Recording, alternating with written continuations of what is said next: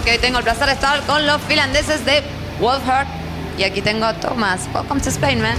Thank you. Many times in Spain already, right?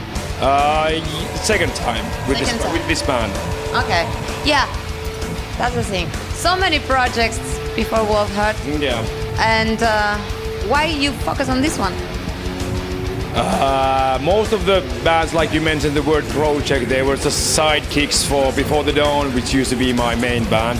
And when things got too complicated in quite many ways with that band, it didn't make any sense to continue with the other sidekicks. So it was a lot clearer for me, and I think for everybody, that I cleared the table. Had only one band now, no side projects, at least for now. Yet.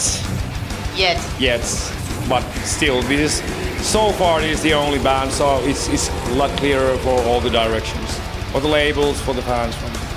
That's interesting because you're known for being very creative and very active person. So it's crazy that you're not working on other projects besides, this one, or maybe another music or whatever else, I've been producing quite many albums in the past few years, so I've been working with a lot of different projects, but I haven't been composing that heavily. Then again, I've been working with a new WOLFHEART album every year. We are at the studio right now, releasing the new album somewhere in January, so I'm constantly working with WOLFHEART also. I do the management, partly the gig booking, all the music videos and stuff, so I'm pretty booked. Always also like the merchandising, right? Well, you're involved on that too. The designs. I say yes or no. I don't do design, but I say yes or no, and do the orders and stuff. But what kind of superhero are you? Bad and busy superhero. Yeah, I can imagine. That's a lot of work, and there's not many bands that do all the things. And you also play how many instruments? 4. For what? Piano, bass, drums, and guitar. Okay, and by the time you have to write a new song, you start with an idea. Which instrument do you grab first to make the bass? Guitar. I'm not disrespecting any bass players, but don't take it personal, bass player. all the bass players in the world don't take it personally, but I wouldn't ever imagine starting to compose with the bass. Okay. But then again, I usually start with the guitar, and I always have drums in my head already. Or if I sometimes rhythmical side, if I play with drums, I get different rhythmical patterns which I would like to use with the guitar. So those two actually are going together all the time when I'm composing, which is always a little bit tricky for the drummers in my band, because when I have an idea with the guitar, I already have pretty clear idea what the drums need to do, because they are working together. It's not just an open idea. Yeah. So I always have this main structure for the song ready. Of course, I try to give as much freedom, but when you're a songwriter, be honest, you don't give them that much freedom. I give quite much freedom, as much as it's possible. But I do have the tempos, I do have the rhythmical patterns ready, because they need to follow the guitar or the other way around. And sometimes, as a songwriter, smallest things can, Yeah. you need just the one bass drum hit to back up the one thing with the guitar to make it complete, and that's sometimes a little bit tricky, especially with the drummers. Drummers are weird people to begin with. We have a drummer there. And I'm not surprised he looks the weirdest guy in this aquarium. But the drummers. Yeah, it's a different breed of people. Right. Don't you think that maybe the project, instead being called WOLFHEART, should be like Tuomas project or something like that? No. It was in the beginning. The first album was a solo album. I did all the instruments myself. I didn't have a band until the album was released, and they were only session guys to be able to play the shows. But now I have a band, so I'm really happy to keep WOLFHEART as a band. And it would be really weird for me not to include the guys in the studio. The songwriting process is pretty much still in my hands. The other guys are actually putting the ideas on the table now. There's going to be one song in the new album, but there's ideas from 3 guys, which is really cool for me. Because now we are a band, we are working together, we are touring together, rehearsing together. So of course I want to have their input. Yeah. Because now it's a group effort, and if I want to have a solo thing, then I will have a solo thing. I don't have this urge.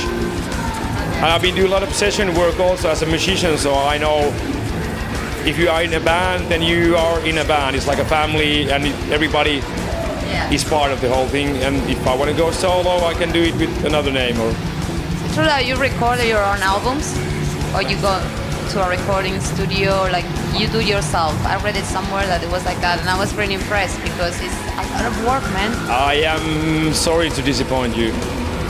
I used to have a studio, but I don't have any urge to work for another band as a sound engineer. That is the most boring thing ever in this universe, just to sit behind a computer or mixing console if it's not your own music. You don't have a connection, you are just there mainly for the money. Of course you like to work with the music, but I don't like the technical side of the music. I like the composing, playing. I do record some of the stuff. I could technically record most of the stuff, but it would be insanely boring. I have a lot of friends who are better sound engineers than I am, so I rather pay them at label. Do the job. I rather put the label to pay them and have their company in the studio, because to me it's a social thing to make an album. It's not just something that, you know, to me it's a very important thing in the album making, this whole social event. I have a lot of friends that I don't see until I go to the studio. So, what inspires you to write the lyrics? Because I read someone that you said that Finnish people is really into melancholy and all the music is reflected on it. Is that your case? The Finnish people are not into melancholy, they are melancholic. That's the difference. It's not something we are, you know, going towards, it's something inbuilt. It's just, so every Finnish people is at some level melancholic. Maybe because the weather or something like that? I don't know. It's not even that. It's not that extreme. It's only in Lapland or northern Finland, where you don't see the sun at all, or it doesn't go down at all. That can be mentally heavy, but it's just the way of the Finnish people go. And if you are an artist, if you're a writer or poet or musician, of course, that's the most probable source of inspiration. So it's just... Okay, well... Is it true you were a gardener before? I am still. You're still working as a gardener? Yeah. That might be really crazy, you know? You hire someone to, you know, keep your garden beautiful, and then a rock star shows up and says, hey, I'm gonna cut your grass. It's a bit weird, no? I'm not cutting anybody's grass. Okay. I used to be 15 years a gardener. Now I'm doing mainly work inside management for bigger, like that. I don't plant flowers. Good. I build bigger things. Okay. Let's put it that way. But it's summer in Finland is quite short, so it's a good seasonal job. It pays quite well. It's only 7 months in a year, and basically by that I have 5 months paid vacation every year. So it's making the whole music thing a lot easier. I can tour the whole winter or be in the studio, and I don't need to be financially dependent on the music, because it's not that easy. And also, I don't want to book a tour or book a gig or go to studio to get money because I need to pay a rent. I want to do it because I want to do it, and I don't want the financial. If the money comes, it comes, but I don't want to make any decisions in the music based on the fact that I need to get some money for something or anything. I think it's great. I want to know something very specific and personal about you. Tell me a little bit about your tattoos. Yeah. Which ones? Man, that's a lot of ink. Yeah. Okay, which one is the first one you'd have? Probably this one, yes. Okay. I draw it partly myself, which was clearly a mistake. I'm not very good at drawing, as we can see. Okay. But I think everybody has to have this one crappy tribal. I think it's a classic right now, right? Yeah. Everybody has to have the first tattoo as a crappy tribal that they took when they were 16. That's just part of the whole process. I think for the girls was the dolphin or the yin-yang sign, right? Or the butterfly or whatever. You need to start from somewhere, so that was my beginning. Okay, and the last one? It was the last new one was the wolf in the head, That's pretty cool, though. but it's not ready yet. It's supposed to go around a little bit more and come on this side. But when you get older, you're not that big, not that big in a hurry.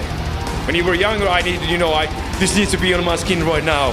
I'm not the whole. I'm half of a person if I don't get this piece of ink. But now when I'm older, if I get it next summer, it's okay. If I get it, You're not that old. I'm not that old, but I'm old enough Okay. to understand that I'm gonna be around quite many years still, so I can have the tattoo next month or next year. You're gonna continue your face, or are you gonna continue ink on your face? Or? No, Okay. I'm pretty sure that's it. I took these 15 years ago almost, so Big decision, though. no. Big decision. No, not that big. It was clear decision, not big decision. Okay, cool. It seems big because it's quite visible. I think it was bigger for my parents or people Yeah. like that. But to me, it was clear decision. And when I knew that I want to get them, then I booked a time and somebody did it. Another thing, and this is the last question.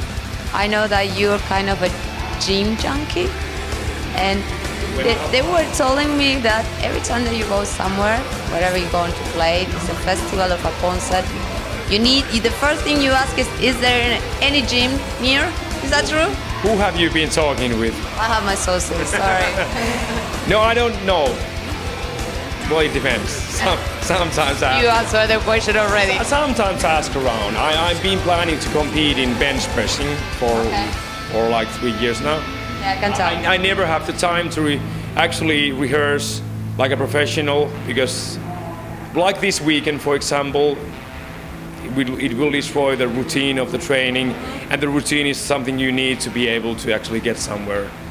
But sometimes, I was actually visiting medal days in Slovenia, there was a gym, apparently, and that was easy. But I wouldn't have time now, and sometimes I ask around. Yes. I think it's really important because when you're on stage and you have to perform shows very often, it's good that you are, fit and you're in shape. And I think that makes the whole work easier. Or not? No? Completely incorrect. Damn, do I say anything correct today? Maybe in the earlier interviews, I don't know. I think it's like if you are training with big weights instead of like CrossFit or bodybuilding or stuff like that, then it doesn't really help with anything. It only helps to get bigger weights. It's really bad for motoristic skills. Like if you do a lot of deadlifting, and I don't like to use any straps or anything, so I need to have a lot of strength in the fingers. And that strength training for the fingers and the grip is like a poison for guitar playing. It creates a lot of tension in the muscles and the nerves. That's just one example. I need to do like huge amount of stretching to be able to play normally. Like a full gig is really, really bad for the arms, and it's not helping at all. And it's like a maximum weight, so you don't really build up this. You don't do cardio, so it doesn't help at all on the stage. It would be a lot better for me to be a runner or something. But you're not. But I'm pretty far from runner. But it's okay. The balance is okay. It doesn't help, but it doesn't do any harm at this point, at least. I don't have any problems either because of the training. Because you're young, and I'm sure that you got a gym near your hotel tonight, so no? We don't have a hotel. We're gonna go back to the airport straight away, and then I'm gonna go back to gardening. Okay, well, good luck on that. You did a great show today. We really like it, and I hope to see you again soon here in Spain. I had a chance to interview you again. Probably gonna come around March, April, I hope. We're gonna have the new album out somewhere at January. The date is not closed yet, but and we're gonna start touring in Europe in mid of January. So we've already been talking with a few promoters to come to Spain and Portugal to a 1 week. Because it's quite many of the tours actually don't come to Spain, or at least Portugal never, but Spain really rarely. So we want to divide Spain, this part of Europe and East Europe as their own smaller tours, and do the Central Europe in a different way. So we definitely gonna come back to Spain before the summer. Okay, that's great news. So if you're watching, you know they're coming back next year in 2017. So Tuomas, thank you so much, and hope to see you soon again, as I said. And this was Tuomas Shadia for EMP Live TV.